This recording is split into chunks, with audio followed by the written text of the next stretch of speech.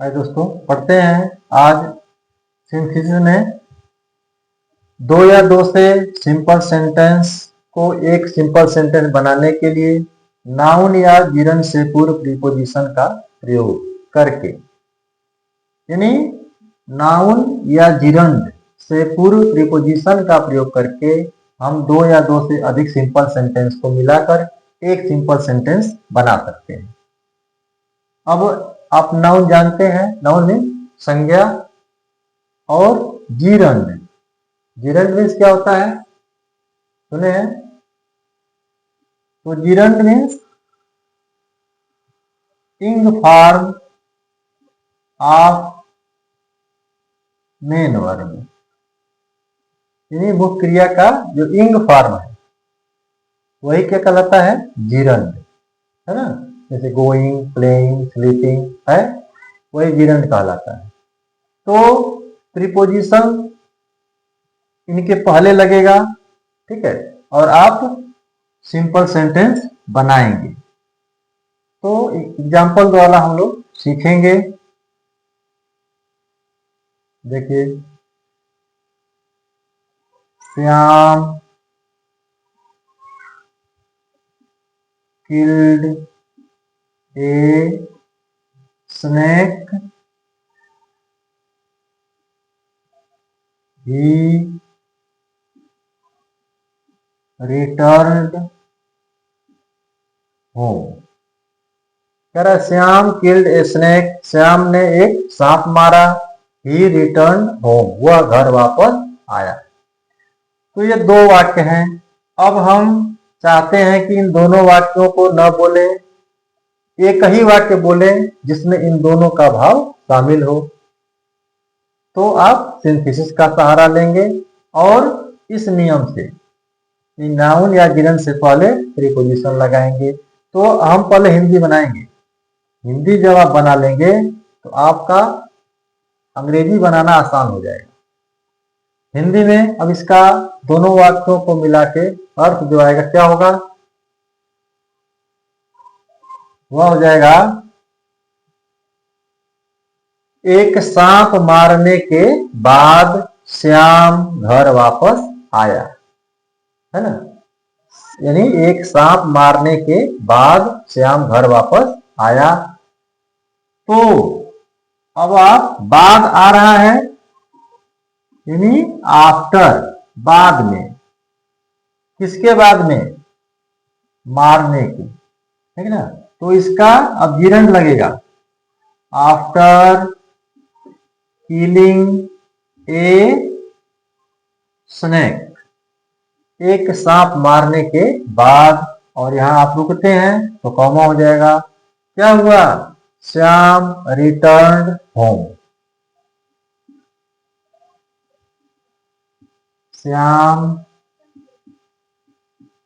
Return home. देखिए हो गया। तो ये देखिए, आपने जिरंड से पहले क्या लगाया? प्रीपोजिशन। तो इस नियम पर आपका वाक्य हो गया। हालांकि परीक्षा में बाउंडेशन नहीं रहेगा, आप किसी नियम से बना सकते हैं। आपका वाक्य जैसा इंस्ट्रक्शन रहेगा, सिंपल रहेगा तो सिंपल बनना चाहिए, कॉम्प्लेक्स दिया रहेगा तो कॉम्प्लेक्स बनाना होगा आपको, कंपाउंड दिया रहेगा तो कंपाउंड बनना होगा। तो ये आपका वाक्य हो गया। और देखिए, आई bought a shirt, I gave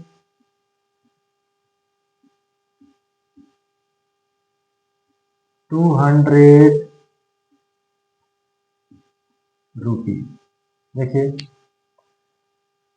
I bought A shirt, मैंने एक शर्ट खरीदा, आई गेव ₹200, मैंने 200 रुपया दिया। तो ये दो वाक्य हैं। अब हम इन दोनों वाक्यों को न बोलकर एक ही वाक्य बोलना चाहें तो वह वाक्य क्या होगा? हिंदी में क्या होगा भाई? क्या हो जाएगा? मैंने 200 रुपए में एक शर्ट खरीदा। जब आप 200 रुपए दे रहे हैं, है ना, तो शर्ट की कीमत क्या हुई? 200 रुपए। तो वाक्य आपका हो जाएगा, मैंने 200 रुपए में एक शर्ट खरीदा। तो अब लिखेंगे, आई बॉट ए शर्ट। अब देखिए कीमत है, तो कीमत के लिए प्रीपोजिशन लगता है फार माने में।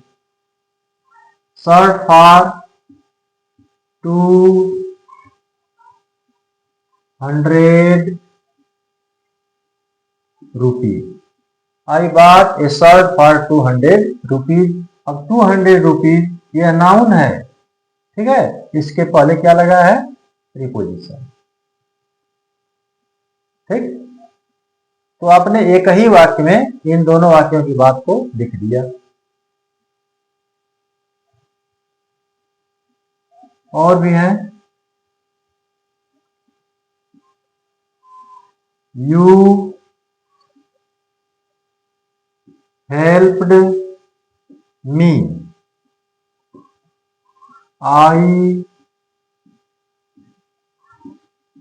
Would have help. कह रहा है यू हेल्प्ड मी, तुमने मेरी सहायता की। आई वुड हैव हेल्प, मैं फेल हो गया होता, मैं अनुत्तीर्ण हो गया होता, तुमने मेरी सहायता की। तो दो वाक्य हैं। अब आपको बनाना है एक वाक्य, है ना, जिसमें दोनों का भाव शामिल हो। तो वाक्य क्या हो जाएगा हिंदी में? मैं हिंदी में बार बार इसलिए कह रहा हूं कि हिंदी में हम लोग बना लेंगे तो ये आसान हो जाएगा। ठीक है, कभी कभी हम लोग अंग्रेजी बना लेंगे, पता चला कॉम्प्लेक्स बन गया, तो वह ठीक नहीं है। इसलिए हिंदी बना के आप कन्फर्म होना होइए कि यह सिंपल है कि नहीं। ठीक है ना? देखिए, आई बाट ए शर्ट फॉर 200 रुपीज। तो इसमें बाट केवल टेंस के हिसाब से यही क्रिया आई है, तब यह सिंपल सेंटेंस कहा जाएगा।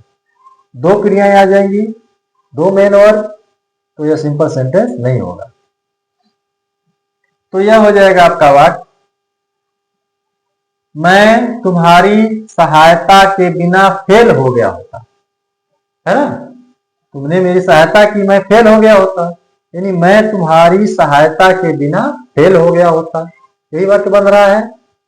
तो लिखिए इसको, आई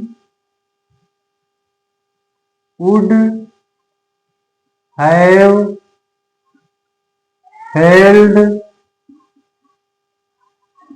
विदाउट योर हेल्प। अब विदाउट क्या है? प्रीपोजिशन है। योर हेल्प क्या है? नाउन है ना। तो आपका यह वाक्य बन गया। और एक देखते हैं, her father died, she heard the news, she fainted।